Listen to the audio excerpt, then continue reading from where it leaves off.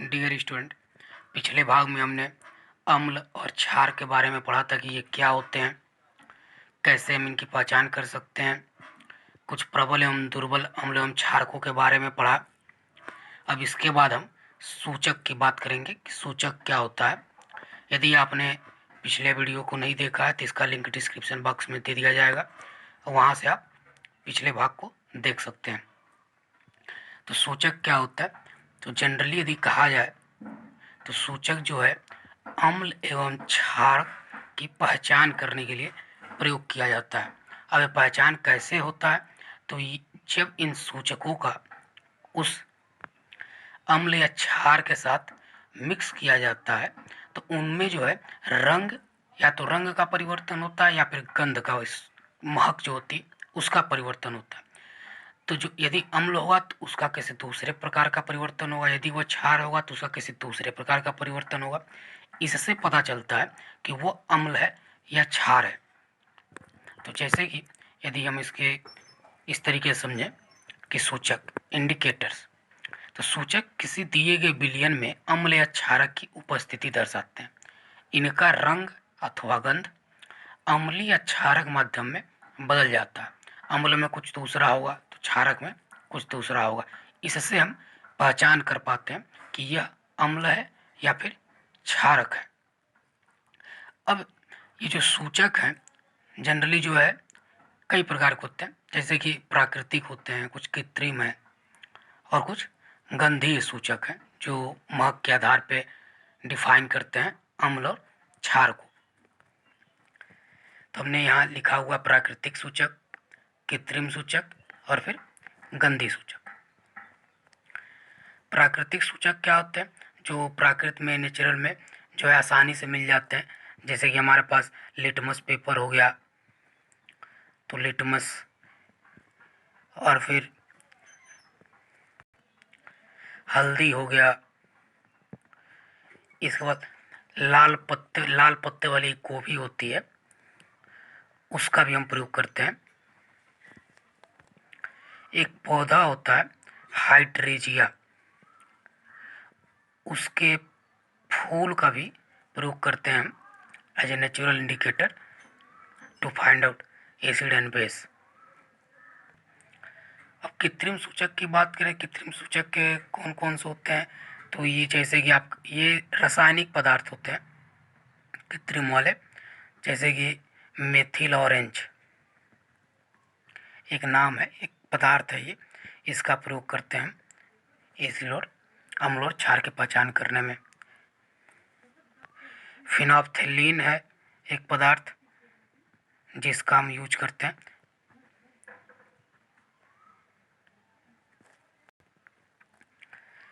अब गंधीय सूचक में बात करें तो इनकी जो महक होती है, जो गंध होती है, अम्ल या क्षार के साथ परिवर्तित हो जाती है, अलग अलग प्रकार की महक होती है।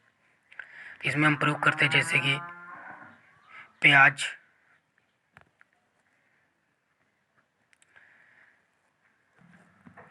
लौंग के तेल का प्रयोग करते हैं। तो ये कुछ मैंने जो एग्जाम्पल्स लिए हैं प्राकृतिक, कृत्रिम और गंधीय की सूचक की। तो अब ये इनका परिवर्तन किस प्रकार होता है कि हम ये जाने कि वो अम्ल है या क्षार, तो इसके आगे एक एक करके ये जो है लिटमस या हल्दी या मेथिल ऑरेंज, इसका जो परिवर्तन है एक टेबल के माध्यम से हम आसानी से समझ सकते हैं। जैसे कि यहाँ लिख लिया सूचक कि कौन से सूचक का हम प्रयोग कर रहे हैं।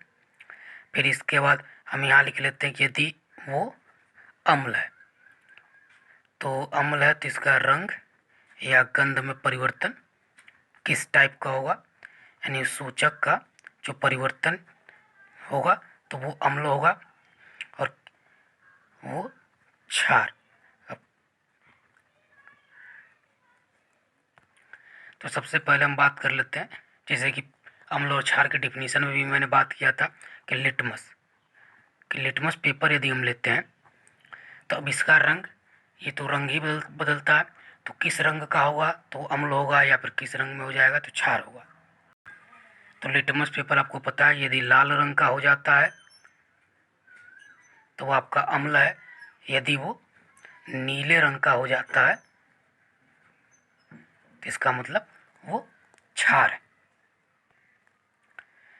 अब अगला बात कर लेते हैं हल्दी। यदि आप हल्दी का यूज करते हैं तो परिवर्तन किस प्रकार का होगा, तो अम्ल होगा या क्षार?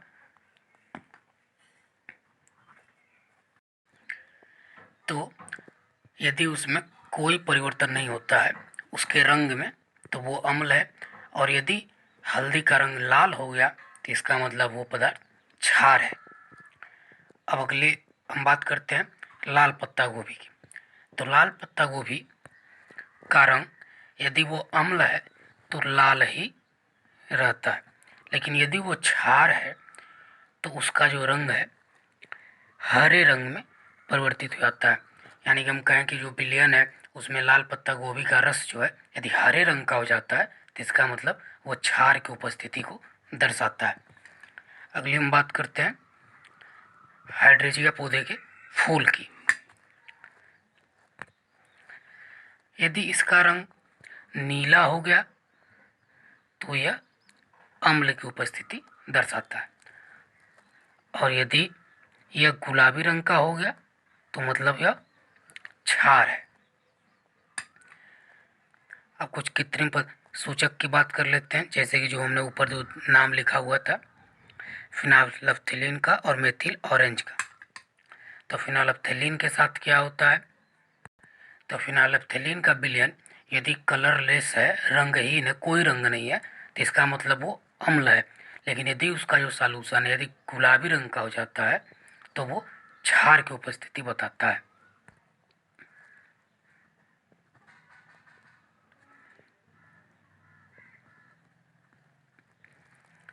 अगला जो कृत्रिम सूचक है मेथिल ऑरेंज।